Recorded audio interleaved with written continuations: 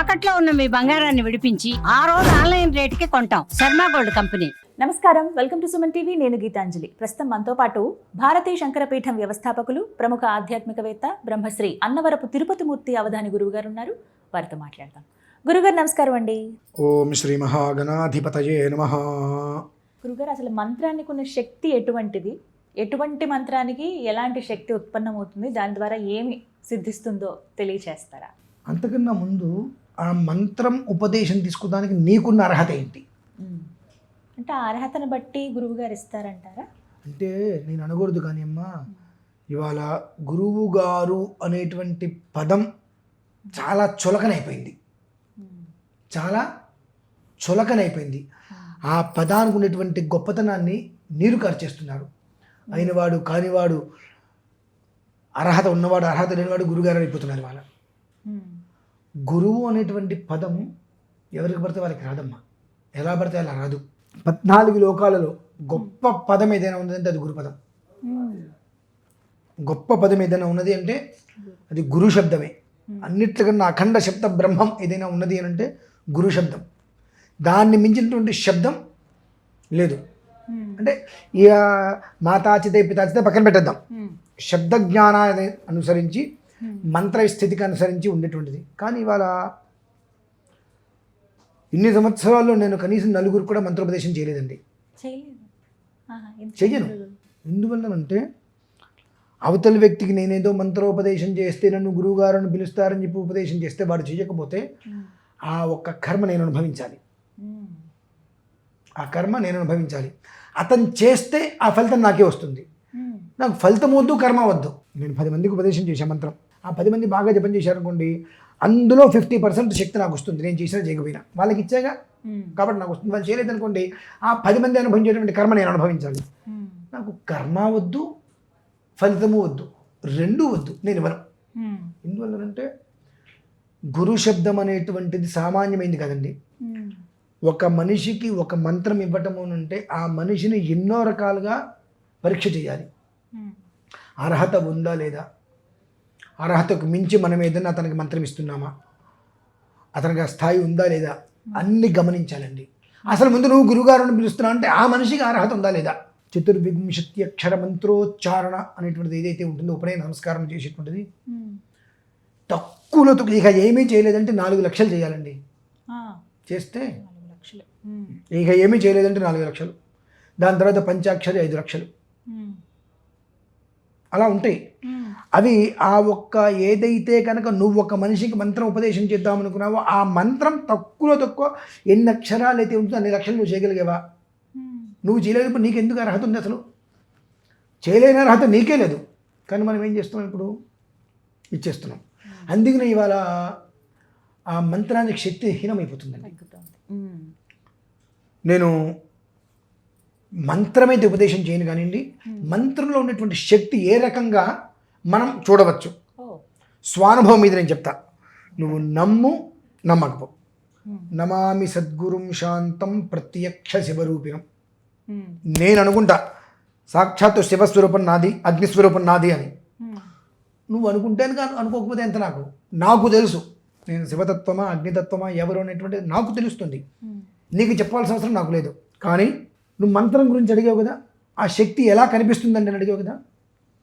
నేను చేసినటువంటిది ఏదైతే ఉందో చేస్తారా మీరు? తప్పకుండా చేస్తాను అని అంటే ఒక్క మనిషి ప్రయత్నం చేస్తే ఆ ఒక్క మనిషి దేశాన్ని మార్చగలుగుతాడండి. నా వల్ల కాకపోవచ్చు. ఎందుకంటే నేను చేశానంటే మీరు నమ్మరు. మీరు చేసి ఆ ఫలితాన్ని మీరు కనుక ఆ ప్రాణాన్ని చూసినట్లయితే ఖచ్చితంగా మీరు 1000 మందిని మార్చగలుగుతారు. అలా దేశం మొత్తం మారగలుగుతుంది. విశేషంగా ఏమీ వద్దు. ప్రాణబీజం ఓం నమ శివాయ, ఇది ప్రాణబీజం తీసుకొని అకార ఉకారం మకారం అంటే 8 అక్షరాలు ఓం నమ శివాయ. 8 అంటే ఆయుష్ స్థానం. 1100 నుంచి మొదలుపెట్టి రోజుకు 11,000 వరకు జపం చేసి ఇంటి ముందు ఏదైనా ఒక ఎండిపోయిన చెట్టు ఒకటి ఉంటుంది, మొక్క కానీ. స్వానుభవం అమ్మ, నమ్మినా నమ్మకపోయినా నా మంత్రసాక్షిగా నా మంత్రశక్తి ఏ రకంగా అది ఉపయోగపడింది, నా పీఠాన్ని నేను ఎలా నడిపించుకోగలుగుతున్నాను, అమెరికాలో కూడా వెళ్తే కొన్ని వందల మంది ఎలా గురుగారు దగ్గరికి వచ్చారంటే కేవలం మంత్రశక్తి. టీవీలో కనిపించాము కదమ్మా, మనం చేసే అనుష్ఠానం. ఎక్కడికి వెళ్ళినా మనం ఎలా ఉండాలి, మన స్థితి ఏంటి, మన విధానం ఏంటి, మన వ్యవస్థ ఏంటి, ఎవరితో ఎలా మాట్లాడాలి, ఎవరితో ఎలా ఉండాలి, ఆ మంత్రానుష్ఠానం ఎవరికి శక్తిని ఇవ్వాలి, ఇవన్నీ మనకు తెలిసి ఉండాలి. అంతది మన దగ్గర ఉంటేనే మన గురించి ఆలోచించుకుంటూ వస్తారు. నేను చేసింది మీకు చెప్తా. ఇప్పుడు ఒక జీవం లేని మొక్క, చెట్టు మొక్క ఏదో తెచ్చుకోండి. ఇంట్లో ఒక పక్కన కాస్త ఎండ అవన్నీ పడేటట్టుగా మట్టి తీసుకొని చిన్న కుండీలో, అది చనిపోయింది, ఎండిపోయింది మొక్క ఏదో ఉంటుంది కదా, అంటే తులసి చెట్లు ఎండిపోతాయి కదా, ఎవరు దాగుదానికి తులసి చెట్లు ఎండిపోతాయి కదా, ఎండిపోయిన తులసి చెట్టుని పెట్టుకోండి, మట్టి కప్పేసేయండి. ఓం నమ శివాయ 1100 నుంచి ఒక రోజుకు 11,000 వరకు చేయండి. అనేన పంచాక్షరి మహామంత్ర చెప్పిన భక్తి భగవాన్ సర్వాత్మన పరమేశ్వరార్పణమస్తు అని చెప్పి నీరు ప్లేట్లో వదిలి ఆ నీరు తీసుకువెళ్ళి తులసి చెట్లు, లేదు అదే నీరు అక్కడే వదిలిపెట్టడం. 5 లక్షల పంచాక్షరి చేసి ఆ నీరు ధారదత్తం చేయండి. దానికి చిగురు వస్తుంది, ప్రాణం వస్తుంది. ఎన్ని రోజులండి అది మనం చెప్పలేం. మనం పూర్తి చేయ 5 లక్షలు పూర్తి చేయి. అంతే. పునఃప్రాణ పునరాకూతమాగాతు. పునఃప్రాణం అంటే ఏంటండి? లేని దానికి తెప్పించడమే కదండి. పునఃప్రాణ పునరాకూతమాగాతు వైశ్వానరో రశ్మిర్వావధాన అంతస్థిష్ఠత్వమృతస్య గోప అని చెప్పి ఇందులో మహన్యాసనం చెప్పబడి ఉంటుంది. ఎలా? అగ్నిర్మే వాచ స్థిత వా హృదయే హృదయమ్మయి అహం అమృతే అమృతం బ్రహ్మణి వాయుర్మే ప్రాణే స్థిత ప్రాణో హృదయే హృదయమ్మయి అహం అమృతే అమృతం బ్రహ్మణి సూర్యో మే చక్షుష స్థిత చక్షుర్హృదయే హృదయమ్మయి అహం అమృతే అమృతం బ్రహ్మణి చంద్రమా మే మనసి స్థిత మనో హృదయే హృదయమ్మయి అహం అమృతే అమృతం బ్రహ్మణి దిశో మే శ్రోత్రే స్థిత శ్రోత్రం హృదయే శ్రోత్రం హృదయే హృదయమ్మయి అహం అమృతే అమృతం బ్రహ్మణి అనేటువంటి మంత్రం ఉంటుంది. ఇది కూడా నేను ఇస్తా. మొత్తం 2 నిమిషాలు ఉంటుంది. అది నేను రికార్డ్ చేసి ఇస్తా కావాలంటే. పంచాక్షరి మంత్రం మొదలుపెట్టే ముందు ఒక పుష్పం దగ్గర పెట్టుకో, ఆ తులసి చెట్టు ఏదో ఒక చెట్టు ఎండిపోయింది ఇంట్లో పెట్టుకో, దాని ముందు కూర్చో, పుష్పం దగ్గర పెట్టుకో, ఇదే మంత్రం. దిశో మే ఏ పదమైతే చెప్పామో అది శరీరం. దిశో మే శ్రోత్రే స్థిత శ్రోత్రగం హృదయే హృదయమ్మయి అహం అమృతే అమృతం బ్రహ్మణి. అది కూడా నేను చూపిస్తాను. అది చేసేసేసి అందులోనండి పునర్మ ఆత్మాని. పునర్మ అంటే పునఃప్రాణ పునరాకుతే పునర్మాత్మ పునరాకుతగాత వైశ్వానర అంటే పునర్మాత్మ అంటే ఏంటండి? పునఃప్రాణ అంటే ఏంటి? ఏదైతే నిర్వీర్యం అయిపోయిందో, దేన్ని ఏదైతే వదిలేసి వెళ్ళిపోయిందో అది పునః మళ్ళీ దానికి రావాలి అనేటువంటిది మంత్రం. అది ఒకసారి చక్కగా అది విని పంచాక్షరి మొదలు పెట్టండి. 1100 అక్కడి నుంచి రోజుకు 1100 చేయి. 5 లక్షల పంచాక్షరి పూర్తి చేయి. చివరి ఉదకాన్ని వదిలిపెట్టేటప్పటికి చిగురు వస్తుందమ్మా. అది భగవత్ సాక్షిగా నేను ప్రత్యక్షంగా అనుభవించాను. ఇవాళ ఎవరు అన్ని మాట్లాడినా నేను ప్రశాంతంగా, నాకేం పట్టదు, నాకు సంబంధం లేదు, ఎవరు ఏమనుకుంటా నాకేంటో, నేను ఎందుకున్నా నేనేంటో నాకు తెలుసు. నా గురించి ఎవరు నన్ను బ్యాడ్ చేస్తున్నాడు అని అంటే, నా గురించి నాకు తెలియని బ్యాడ్ వాడికి ఏం తెలుసు? ఓకే, మంచిది చేసుకొని నేనేంటో నాకు తెలుసు కదా. వాడు నా గురించి ఏదో మాట్లాడుతున్నా అంటే నేను ఫీల్ అయిపోతున్నా అంటే నేనేంటో నాకు తెలియదు ముందు. నేను ఏంటి, నా తత్వం ఏంటి? నమామి సద్గురుం శాంతం అగ్నితత్వమా శివతత్వమా, నా తత్వం ఏంటి, నేను ఎవరు అనేటువంటిది నాకు తెలిసినప్పుడు నువ్వు ఎన్ని అనుకుంటా నాకెందుకు? అందుకని చాలా ప్రశాంతంగా ఎవరేం మాట్లాడుకున్నా ఓకే. నన్ను అనుకుంటే కదా నేను బాధపడేది, అసలు నా గురించి కాదు. నేను నువ్వు అనుకునేటువంటి దానికి నాకు సంబంధం లేనప్పుడు నేను ఎందుకు ఫీల్ అవ్వాలి?